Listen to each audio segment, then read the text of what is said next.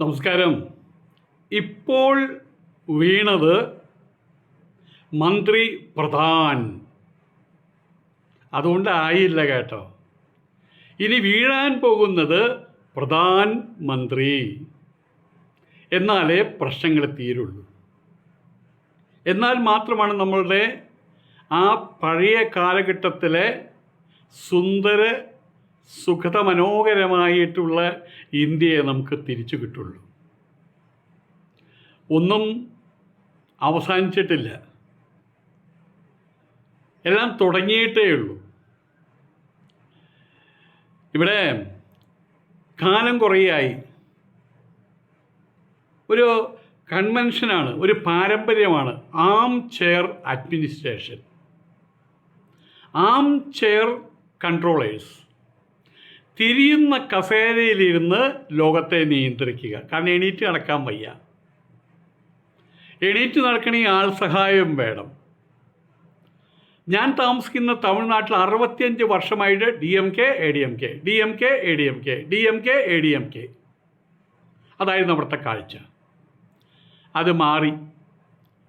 വിജയ് അല്ല മുഖ്യമന്ത്രി, TVK അല്ല പാർട്ടി.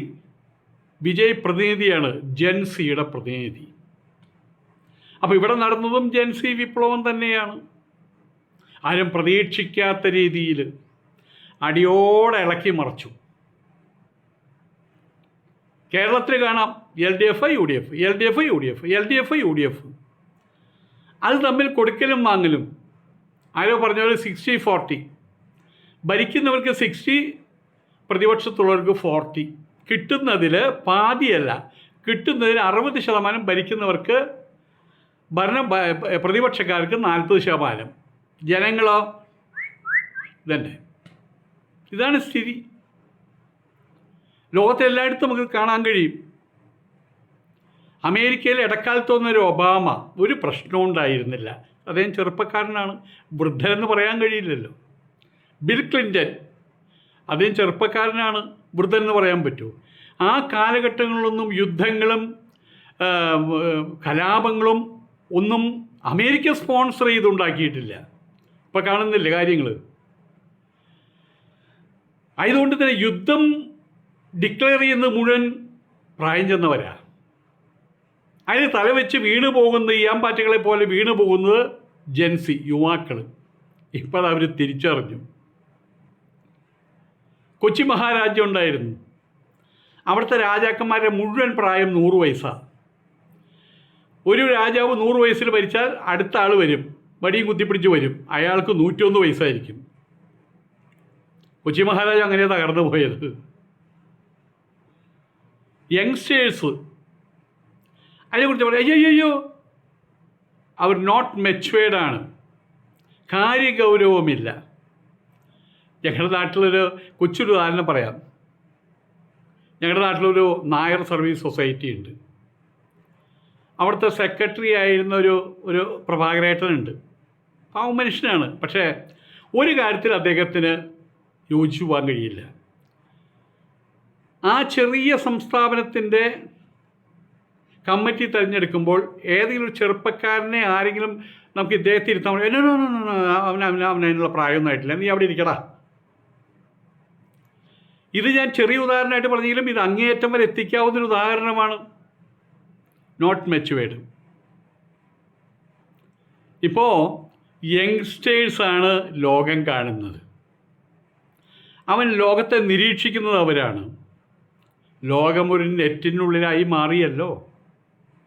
വിരൽ തുമ്പിലല്ലേ ലോകം കിടക്കുന്നത്. പണ്ട് കുട്ടികളൊക്കെ അച്ഛൻ്റെയും അമ്മയുടെയും കീഴിൽ, കാരണവന്മാരുടെ കീഴിൽ, വീടുകളിൽ പോലുമുണ്ട്. ഇപ്പോൾ ജൻസി വിപ്ലവം. ഞാനൊരു സിനിമയിൽ കണ്ടൊരു രംഗമുണ്ട്.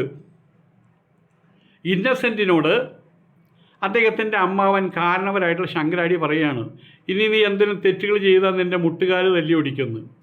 ഉടനെ തന്നെ നിസ്സംഗമായൊരു മുഖഭാവത്തോട് നിൽക്കുന്ന ഇന്നസെൻറ്റ് പറയുന്നുണ്ട്, എൻ്റെ മുട്ടുകാല് തല്ലി ഒടിച്ച അമ്മാവൻ്റെ മുട്ടുകാല് ഞാൻ തല്ലി ഒടിക്കുന്നു.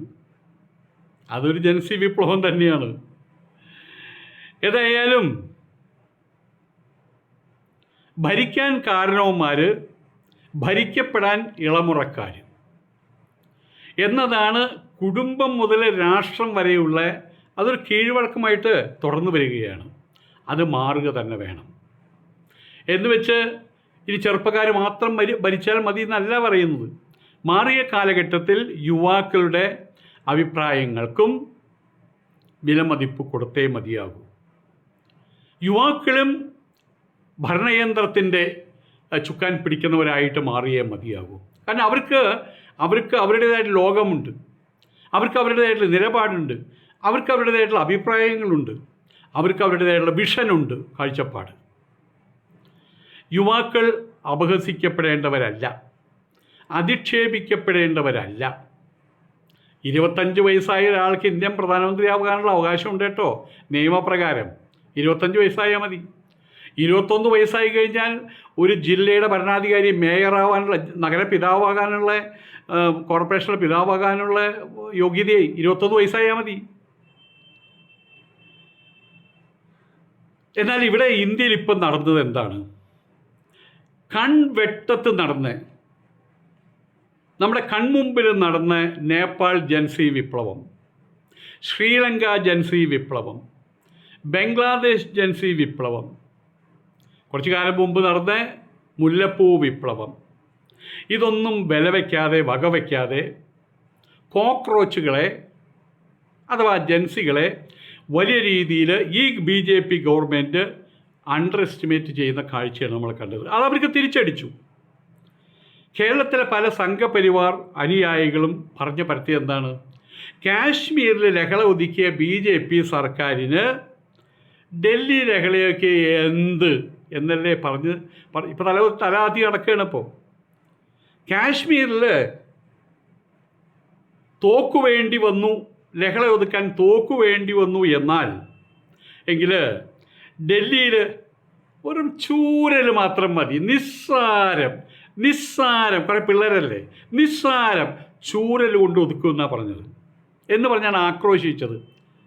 അതിൻ്റെ അനുരണനങ്ങൾ അതേപോലെ കേരളത്തിലെ സംഘി പിള്ളേരെ വായെന്നും വന്നു കളിയാക്കാനാണ് തുടങ്ങിയത്.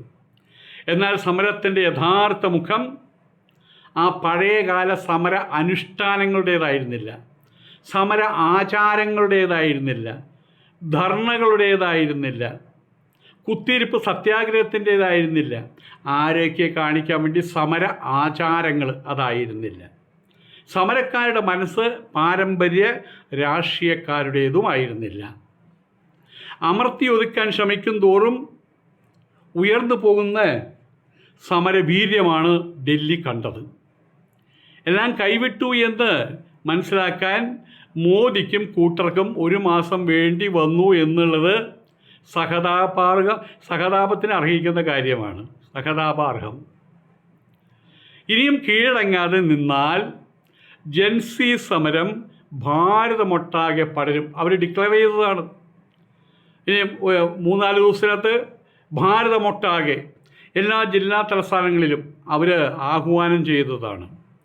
ആയതുകൊണ്ട് തന്നെ ഇനിയും കീഴടങ്ങിയില്ലെങ്കിൽ ഇത് ഭാരതമൊട്ടാകെ പടരും, പിന്നെ കൈവിട്ട കളിയായിരിക്കും എന്ന് സർക്കാർ നന്നായിട്ട് ബോധ്യമായി.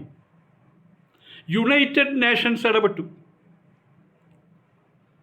RSS മേധാവി മോഹൻ ഭാഗവത് ഇടപെട്ടു, BJP നേതാവ് മുരളി മനോഹർ ജോഷി ഇടപെട്ടു, മറ്റു BJPക്കാർ വരെ ഇടപെട്ടു. പാർലമെൻറ്റിനകത്ത് തന്നെ 2 വിഭാഗമായി. കീഴടങ്ങിയ മതിയാകൂ എന്നൊരു വിഭാഗം. BJP പാർട്ടി അനുയായികൾക്ക് സമൂഹത്തിൽ ശ്വാസം മുട്ടാൻ തുടങ്ങി. ആളുകൾ സമൂഹത്തിൻ്റെ മുമ്പിൽ, സമൂഹത്തിൻ്റെ കുടുംബങ്ങളുടെ മാതാപിതാക്കളുടെ ചോദ്യങ്ങൾക്ക് അവർക്ക് ഉത്തരമില്ലാതായി തുടങ്ങി. ജന്തർ മന്തർ പൂർണ്ണമായും ഉപരോധത്തിലായി. ഭക്ഷണമില്ല, വെള്ളമില്ല, വെളിച്ചമില്ല, നെറ്റ്വർക്കില്ല, നരകമാക്കി നോക്കി. അതും ജൻസി കോക്രോച്ചുകൾ ഉല്ലംഘിച്ച് ഉയർന്നു പൊങ്ങി. പാകിസ്ഥാൻ ഫണ്ട് വിവാദം ഇളക്കി വിട്ട, പാകിസ്ഥാനിൽ നിന്ന് ഫണ്ട് കിട്ടിയിട്ട, ചൈനയിൽ നിന്ന് ഫണ്ട് കിട്ടിയിട്ട, ഖത്തറിൽ നിന്ന് ഫണ്ട് കിട്ടിയിട്ട, അങ്ങനെയും പറഞ്ഞ് നാണം കെടുത്താൻ നോക്കി. അതിന് ജൻസിയുടെ ഉത്തരം അപ്പം തന്നെ എത്തി. ശരി, ഫോറിൻ ഫണ്ട് ഞങ്ങൾക്ക് കിട്ടുന്നുണ്ട്, ഫോറിൻ ആഹാരം ഞങ്ങൾക്ക് കിട്ടുന്നുണ്ട്. അതിന് ഉത്തരവാദി ആരാ? നിങ്ങളല്ലേ ഇവിടെ ഭരിക്കുന്നത്. ചൈനയിൽ നിന്ന് ഫണ്ട് വരുന്നുണ്ടെങ്കിൽ തടയേണ്ടത് നിങ്ങളല്ലേ? പാകിസ്ഥാനിൽ നിന്ന് ഫണ്ട് വരുന്നുണ്ടെങ്കിൽ തടയേണ്ടത് നിങ്ങളല്ലേ? ഖത്തറിൽ നിന്ന് ഫുഡ് വരുന്നുണ്ടെങ്കിൽ തടയേണ്ടത് നിങ്ങളല്ലേ? അതോടുകൂടി ആ ഫുഡ് അവഹേളനത്തിൻ്റെ മുനയെ മുടിഞ്ഞു. BJPക്ക് നേരെ വിരൽ ചൂണ്ടിയാൽ ഉടൻ അവർ കൊടുക്കുന്ന ഒരു പത്മശ്രീ ഉണ്ട്. എന്താണ്? ദേശദ്രോഹി പട്ടം. അതും വില പോയില്ല. കാരണം ജൻസിയുടെ മുദ്രാവാക്യത്തിൽ ഒന്നേ ഉണ്ടായിരുന്നുള്ളൂ: 30ഓളം കുട്ടികളെ ആത്മഹത്യയിലേക്ക് നയിച്ച മന്ത്രി ധർമ്മേന്ദ്ര പ്രധാൻ രാജിവെക്കുക. ഈ ആവശ്യത്തിൽ എന്താ രാജ്യദ്രോഹം? ഈ ആവശ്യത്തിൽ എന്താ ദേശദ്രോഹം? ഈ ആവശ്യത്തിൽ എന്താ നിയമത്തിൻ്റെ ഉല്ലംഘനം? കാശ്മീരിൽ ലഹള ഒതുക്കാൻ വേണ്ടിയിട്ട് തോക്കിനോടൊപ്പം അവർക്ക് കൊണ്ടു നടന്നൊരു കാര്യമുണ്ട്: ഇസ്ലാമോഫോബിയ. അതാണ് ഹിന്ദുത്വ സർക്കാർ ചെയ്തത്. ആ ആയുധവും ഡൽഹിയിൽ പ്രയോഗിക്കാൻ അവർക്ക് കഴിഞ്ഞില്ല. പോലീസ് വലിയ വിഷമവൃത്തത്തിലായി. ബാഡ്ജ് ധരിക്കാൻ പോലും അവർ ഭയപ്പെട്ടു. കാരണം പേര് നോക്കി വീട് പോയി തല്ലിയ സംഭവം വരെ ഉണ്ടായിട്ടുണ്ട് പോലീസുകാരുടെ. അതുകൊണ്ട് അവർ ബാഡ്ജ് പോലും ധരിക്കാൻ ഭയപ്പെട്ടു. കാശ്മീരിൽ നേരിട്ടത് പാകിസ്ഥാൻ പക്ഷപാതികളെ ആയിരുന്നു എന്ന് പറഞ്ഞ് പരത്താൻ എളുപ്പമാണല്ലോ. മുസ്ലിങ്ങളെ ആണ് ഞങ്ങൾ, ഇന്ത്യ വിരോധികളായിട്ടുള്ള മുസ്ലിങ്ങളെയാണ് ഞങ്ങൾ ഒതുക്കിയെന്ന് പറഞ്ഞ് പരത്താൻ എളുപ്പമാണ്. പക്ഷേ ഡൽഹിയിൽ ആ ആയുധവും ചൂറ്റിപ്പോയി. കുട്ടികൾ, അവരെ ഒതുക്കാൻ ചൂരലാകാം, ഓക്കെ, ലാത്തിയാകാം, ഓക്കെ, വെള്ളം ചീറ്റാം, ഓക്കെ, കണ്ണീർ വാതകം അതുമാകാം, ആകാശത്തേക്ക് വെടിവെക്കാം, എല്ലാം ചെയ്തു. ഇനി എന്ത്? ഇനി ഒരേ ഒരു മാർഗം മാത്രമേ ബാക്കിയുള്ളൂ. എന്താണ്? മിലിറ്ററി, സൈന്യം, പട്ടാളത്തെ ഇറക്കൽ. പട്ടാളം ആകാശത്തേക്ക് വെടിവെച്ച് കളിക്കുന്നവരല്ല. അനിഹിലേഷനാണ് അവർ ഫസ്റ്റ് പ്രോഗ്രാം. അവർ വന്നാൽ പൊട്ടിത്തെറിക്കുന്നത് കുട്ടികളായിരിക്കില്ല, ഇവിടുത്തെ ഭരണകൂടമായിരിക്കും, ഭരിക്കുന്നവരായിരിക്കും. കാര്യങ്ങൾ അത്രത്തോളമായപ്പോൾ സർക്കാർ പത്തി താഴ്ത്തി. അതല്ലേ സത്യം? മന്ത്രി ഒന്നിൻ്റെ തല ജൻസിക്ക് മുമ്പിൽ കാഴ്ചവെച്ചു, കോക്രോച്ചുകളുടെ മുമ്പിൽ കാഴ്ചവെച്ചു, സമസ്താപരാധം ചൊല്ലി. ഇപ്പോഴത്തെ അവസ്ഥ എന്താണ്? സമരം അവസാനിച്ചുവോ? ഒന്ന് അടങ്ങി. അതല്ലേ സത്യം? ജൻസി കോക്രോച്ച് അവർ നേതാവ് പ്രഖ്യാപിച്ചിട്ടുണ്ട്, ഇനിയും ഒരുപാട് സഞ്ചരിക്കാനുണ്ടെന്ന്. യെസ്, ഇനിയുള്ള സഞ്ചാരപഥത്തിൽ കൃത്യമായിട്ടുള്ള ദൂരങ്ങളിൽ വെച്ച് തലകൾ പലതും വീഴും. ഒടുവിൽ ഫക്കീർ മോഡിയുടെ തലയും വീഴും.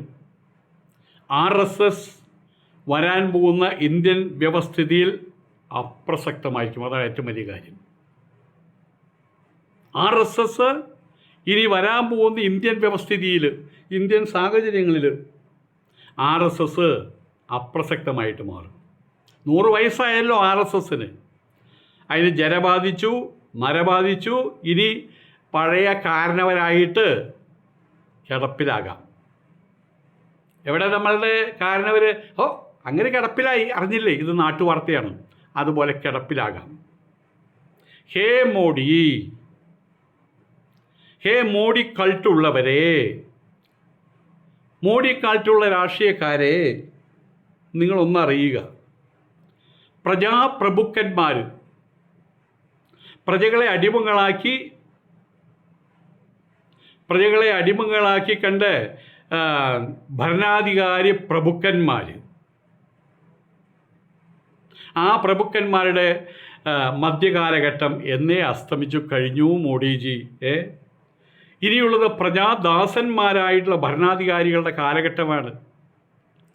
ഇനി ഹിറ്റ്ലറിസത്തിനോട് പ്രസക്തിയില്ല. നുള്ളിയെറിയും പുതിയ പിള്ളേർ.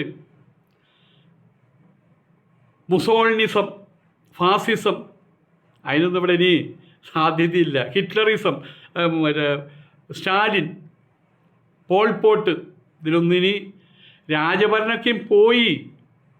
യഥാർത്ഥ ജനാധിപത്യത്തിൻ്റെ കാലമാണിത്. അവിടെ ഭരിക്കാൻ വരേണ്ടത് 56 ഇഞ്ചോ 58 ഇഞ്ചോ 66 ഇഞ്ചോ 56 ഇഞ്ചോ അല്ലെങ്കിൽ 65 ഇഞ്ചോ അല്ല. ധാർഷ്ട്യത്തിൻ്റെ അഹങ്കാരമല്ല, മറിച്ച് ഒരു കൈകളിൽ പൂക്കളും മുഖങ്ങളിൽ പുഞ്ചിരിയും, പൂക്കളും പുഞ്ചിരിയും. അതുള്ള ഭരണാധികാരികളെയാണ് നമുക്കിനി വേണ്ടത്. ഫൈനലായിട്ട് ഒന്നേ പറയാനുള്ളൂ. ധർമ്മേന്ദ്ര പ്രധാൻ്റെ രാജി കൊണ്ട് ഇപ്പോൾ ഉയർന്ന പ്രശ്നം അവസാനിക്കുന്നില്ല. മുമ്പ് പറഞ്ഞ പോലെ പ്രധാൻ്റെ രാജി അത് കഴിഞ്ഞു. പ്രധാൻ എന്ന മന്ത്രിയുടെ പ്രധാൻ്റെ രാജി കഴിഞ്ഞു. ഇനി പ്രധാൻ മന്ത്രിയുടെ രാജി അതും കൂടി ആകുമ്പോഴേ എല്ലാം ഒടുങ്ങുള്ളൂ. കാരണം അവിടെയാണ് പ്രശ്നങ്ങളുടെ അടിത്തറ, അവിടെയാണ് പ്രശ്നങ്ങളുടെ മൂലം, അവിടെയാണ്. മന്ത്രി പ്രധാനിലല്ല, പ്രധാൻ മന്ത്രിയിലാണ്. ചോദ്യപേപ്പർ ചോർച്ചയ്ക്ക് എതിരെ പാച്ച് വർക്ക് നിയമങ്ങൾ വന്നതുകൊണ്ടും ഇത് അവസാനിക്കുന്നില്ല. എല്ലാ പ്രശ്നത്തിൻ്റെയും മൂലാധാരത്തിൽ കൊത്തണം, അഥവാ അവിടം കത്തണം. യെസ്, ഇനി മോഡി വേണ്ട, മോഡി കൾട്ടും വേണ്ട. പിന്നെ ആർ എസ് എസ്സുകാരിനി പാട്ടുകൾ പാടി പുരാണ കഥകളും പറഞ്ഞ് അമ്പലങ്ങളിൽ ശാഖയും നടത്തി അവിടെ അടങ്ങട്ടെ, അവിടെ ഒതുങ്ങട്ടെ. ഇനി അതേ കഴിയൂ. ഇന്ത്യക്കാരുടേതാകട്ടെ, ഇന്ത്യയിലുള്ള എല്ലാവരുടേതുമാകട്ടെ. ജാതി മത വർഗ വർണ്ണ വ്യത്യാസമില്ലാതെ എല്ലാവരും ഏകോദര സഹോദരങ്ങളായിട്ട് വാഴ്ന്നു വന്നിരുന്ന സുന്ദര സുഗത സുരഭില ഭൂമിയായി മാറട്ടെ നമ്മുടെ ഭാരതം. അപ്പോൾ നമുക്ക് ഉറക്കെ വിളിക്കാം ഭാരതമാതാ കി ജയ് എന്ന്.